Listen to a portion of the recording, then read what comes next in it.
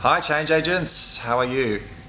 So this is all about the manufacturing process. We're going to take you through a little step-by-step of what we're up to behind the scenes since we last spoke, and break down some of those processes so that in the future when you're doing this on your own for your next product, you can just do it yourself. Starting with the prototype, so we've talked about that with you. Now we're going into a process of looking at how we best make this, what jigs, what machines, what designs and cheats we can do to make this simple.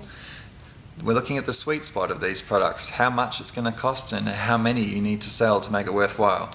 We're looking at some goals that we think you could set and you might want to set if you get ambitious.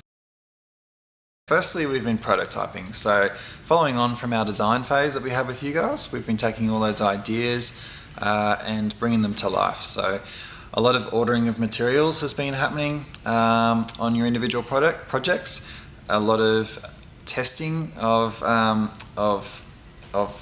materials as well, and how they interact, how they connect, how they perform. All of those kind of things are very important to get straight up and really understand the materials. So that's been a really big part of what we've been doing.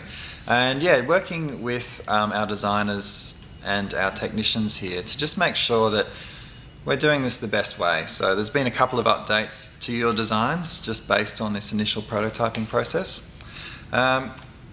Once we've got through the prototype, we're really looking forward to sharing that with you, and really looking forward to you actually starting to sell it and believe in that product as well.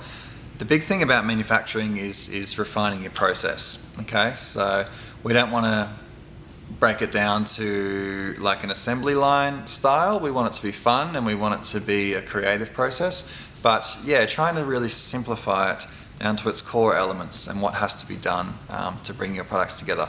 So the manufacturing side of things and the jigs that we're trying to create. So a jig is just another term for something that makes repeating stuff easier. So for a lot of your products, we're going to be using a 3D printer. A jig is actually the design file that you send to the 3D printer in that instance. When we're doing woodwork, we set up a template and we cut out that template. That's a jig. So, and in ceramics as well, we've got a number of ways where we can make that process of making multiple products quicker. So the sweet spot for all your products is the best number of products that you can make that makes sense against the costs. Okay, so it's that nice little tipping point where you're not losing money per item, you're not making $1 million, but it's starting to be worthwhile. Okay, so that's what we're trying to find, and each of your products are very different actually.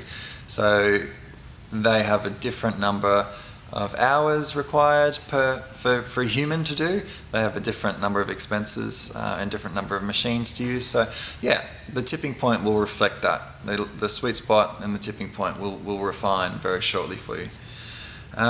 So that leads us on to your own goals. Once we know, okay, what the minimum amount you should be making for it actually to be worthwhile, then you set your own goals. So there's an initial goal, right? That initial goal is how many do you want to do, you know? 15 might make sense, but hey, we want to do 20 and that's cool. So that's up to you. That's you setting your targets for yourself.